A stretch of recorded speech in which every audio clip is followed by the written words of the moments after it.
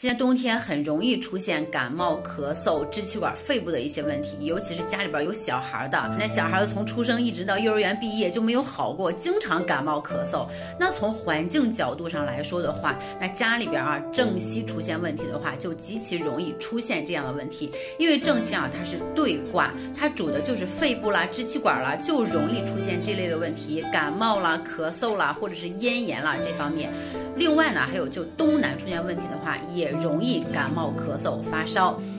因为东南它是对七宫的先天宫位，如果是2个宫位都有问题的话，那会更严重一些。那怎么样去解决呀？正西它是喜水的，但如果你正西外面有煞，或者是家里边布置正西高于东侧的话，那么就容易白虎抬头，就容易出现这方面的问题。另外东南如果是缺角的话，也容易有这方面的这种缺陷嘛。